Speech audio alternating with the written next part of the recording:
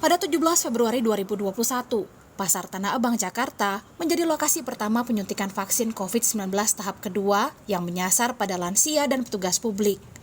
Targetnya, 55.000 pedagang di Tanah Abang selesai menerima vaksin dosis pertama dalam 6 hari. Dilanjutkan dengan vaksinasi pedagang pasar di seluruh Indonesia. Tapi tak hanya pedagang pasar. Sesuai target, 21,5 juta lansia dan 16,9 juta petugas publik menjadi sasaran vaksinasi tahap 2 yang dimulai pada pekan ketiga Februari ini dan dilakukan secara bertahap di 7 provinsi. Di tahap kedua ini, yang akan menerima vaksin adalah lansia, tenaga pendidik, pedagang pasar, tokoh agama, wakil rakyat, pejabat negara, pegawai pemerintah, petugas keamanan, TNI, Polri, Satpol PP, pelayan publik seperti perangkat desa, petugas transportasi umum, termasuk pengemudi dan kernet bus hingga ojek daring, atlet, wartawan dan pekerja media, hingga pelaku sektor pariwisata seperti staf hotel, restoran, dan tempat wisata.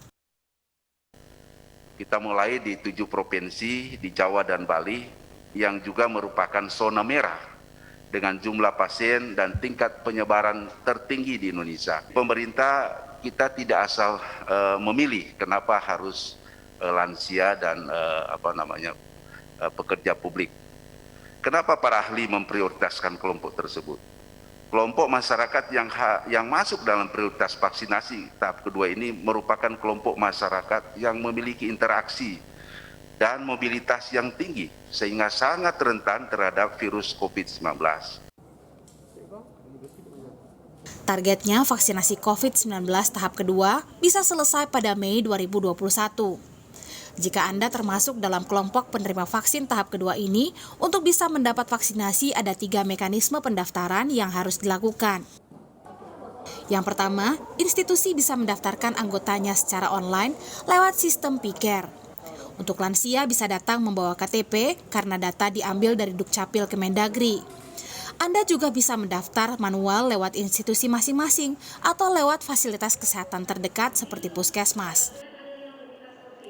Nantinya, tempat yang bisa melayani vaksinasi tahap kedua ini adalah fasilitas pelayanan kesehatan pemerintah atau swasta, lalu di institusi yang mendaftarkan, dan lokasi vaksinasi massal di tempat atau bergerak.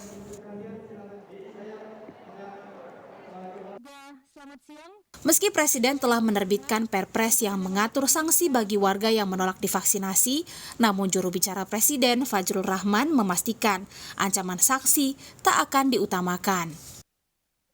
Presiden Joko Widodo selalu menekankan pendekatan humanis, dialogis, dan persuasif dalam menangani pandemi COVID-19, termasuk vaksinasi di Indonesia.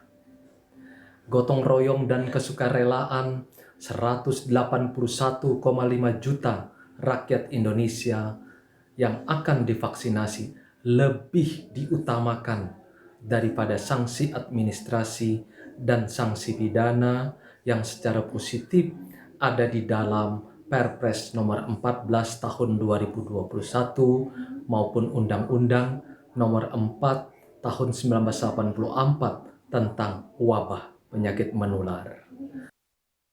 Dalam Perpres nomor 14 tahun 2021 pasal 13A ayat 4 disebutkan, orang-orang yang sudah ditetapkan sebagai sasaran penerima vaksin tapi tidak mengikuti vaksinasi bisa dikenakan sanksi penundaan atau penghentian pemberian jaminan sosial atau bansos.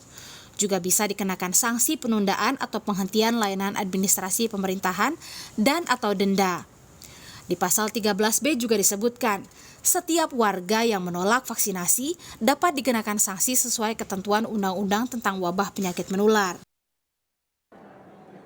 Perpres ini jadi salah satu cara pemerintah mencapai target agar vaksin berhasil disuntikan ke minimal 70% populasi sebagai syarat pembentukan kekebalan kelompok atau herd immunity terhadap COVID-19 yang dianjurkan WHO. Tim Liputan, Kompas TV.